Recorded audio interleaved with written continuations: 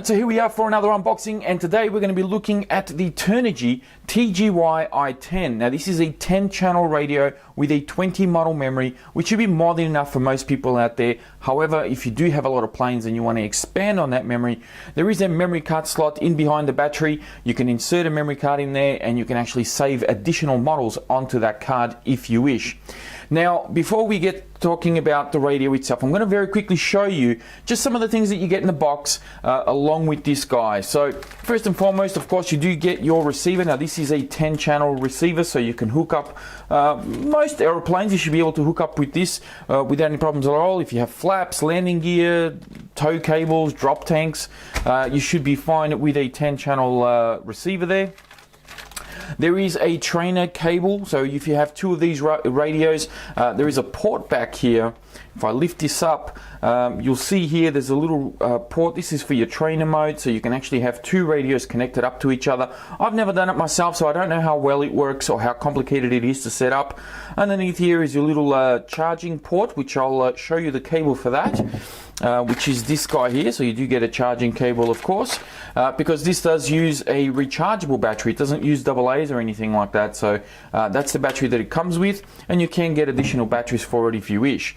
It also has a bunch of telemetry, so you can actually get airspeed, you can get engine temperatures, there's a voltage one as well, which comes in handy for your low voltage alarm for your batteries and so forth. So you get all of that there, and of course you get a great big manual as well, to help you set everything up and to go through all the menus in the radio and all the features and things that it can do.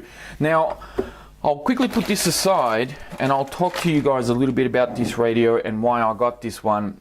If you remember back in September 2014, if you guys have been with the channel for that long, you may remember that I actually unboxed this guy. This is the FlySky version, and I've been using that, this radio ever since then. I've gotten very used to it and I'm very happy with this remote, but it does have a couple of little things that I think the Turnigy version has done a little bit better. The most important thing, and this is one thing that really drew me to this Turnigy version, is the trims up here for the elevator. This here is your throttle trim, which I don't really use, to be honest, but the elevator I do use. And when I'm flying, I'm looking up at the plane and trying to work out, okay, it needs a little bit of elevator trim. I find myself really struggling to get to this switch over here. I don't know if a lot of people have this issue, if they have this radio and you have the same problem, but a lot of the times I have to look down to find it. And even the one down here, sometimes I struggle to find it as well.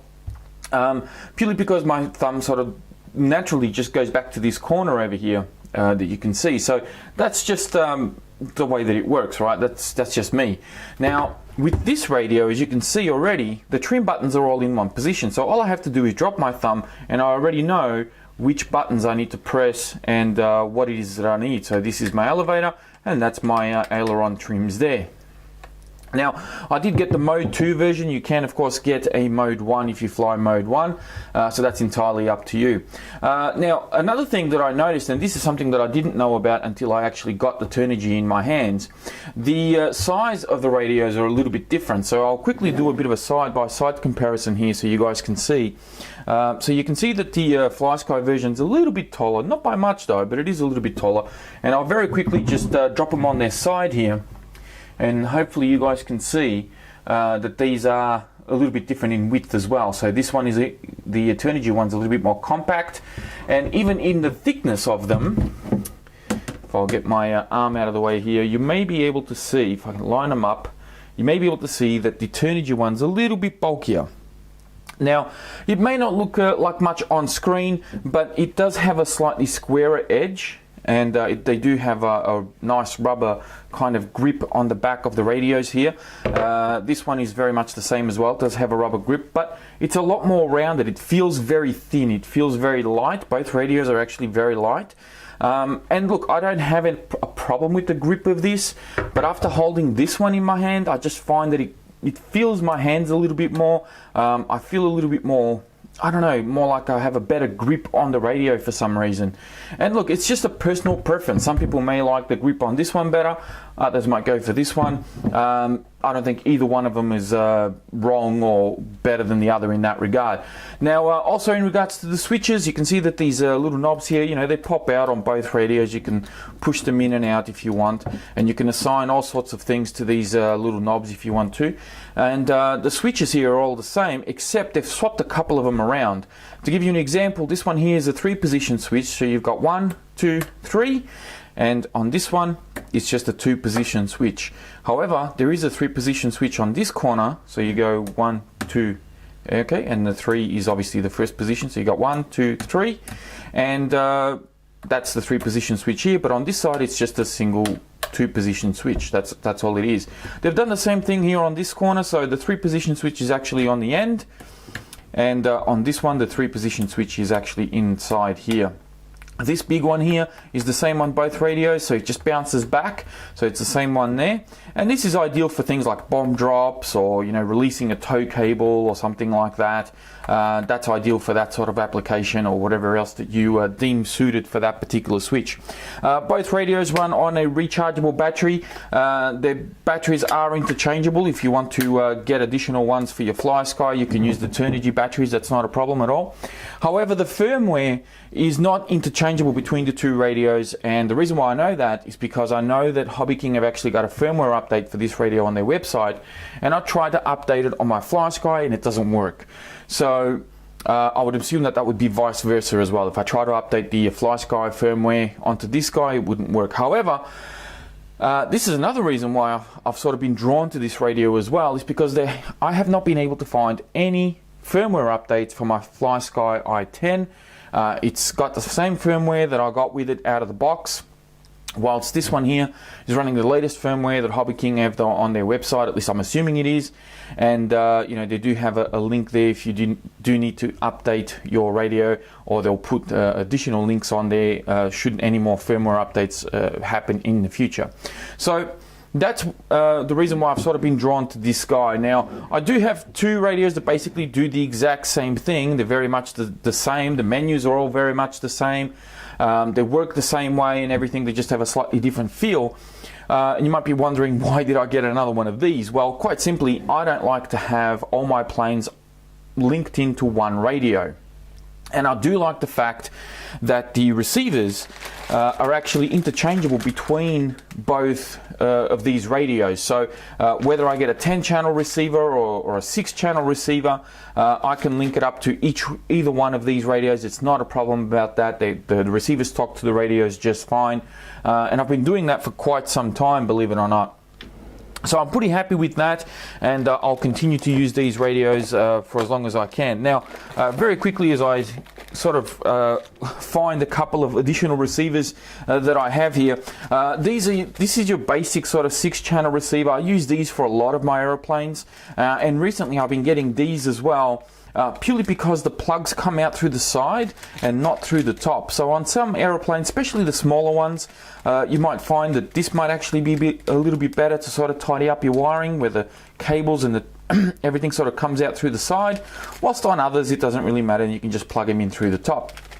So it's really, you know, 6 of one, half a dozen the other. It really depends on which way you want to go. However, this does have an additional feature which I think allows you to use some telemetry with it. Although I've never actually tried to use any telemetry with this particular receiver, so I'm not entirely sure how that works. But apparently that is the case. So just something to keep in mind there.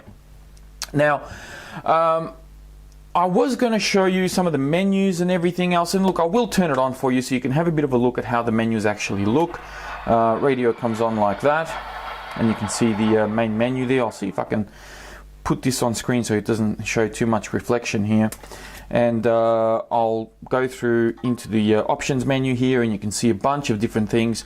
Now this, for a newcomer, this may be all very complicated, but trust me, it's actually very, very simple. Now, I've actually, since I've been showing, since I've been showing a lot of my aeroplanes and doing a lot of flight videos and everything like that, there have been some people that have been pretty interested in how I got into flying and you know, how to set up a new aeroplane and everything else, and what sort of radios do I use and all of that type of thing. So I've been flying now for a couple of years, and I'm not going to go into a lot of detail here, but what I may do in the very near future is actually do a separate video in the process that I take in binding a new plane to a radio, and just some of the things that I go through. Now, for newcomers, this could be a really good sort of wealth of information.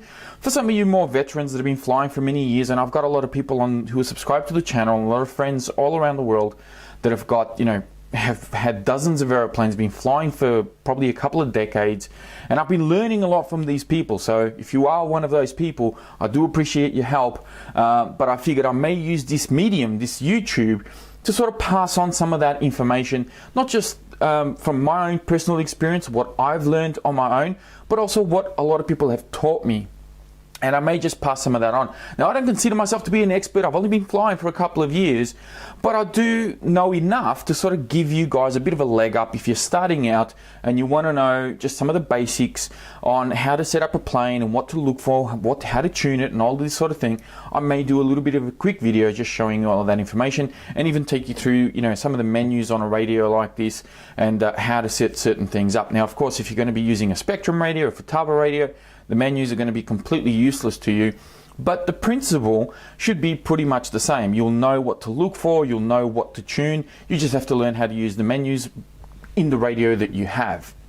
So that is something that I'm probably going to be doing in the very near future, and give you guys a little bit of feedback and information in regards to that. But for now, I'm going to leave this video here, guys. If you enjoyed it, if it was useful to you, if you got a little bit of a comparison between these two radios, if you want to grab yourself one of these, they're actually very affordable. Hobby King have got them, of course, and I'll have a link in the description for you guys to go and check them out. You know, you can get additional batteries for them. You can get additional receivers, which are very inexpensive. I mean, I think something like this is about 15 Australian dollars, 16 Australian dollars, something like that. So very cheap to get, you know, additional receivers and just bind them to the radio and have as many planes on one radio as you like. Well, at least up to 20 for starters, and then after that, you'll have to start saving on a SD card. So that's it from me, guys. Thank you all very much for watching. Please be sure to give the video a thumbs up before you go. Don't forget to subscribe if you haven't already, and I will speak to you guys next time.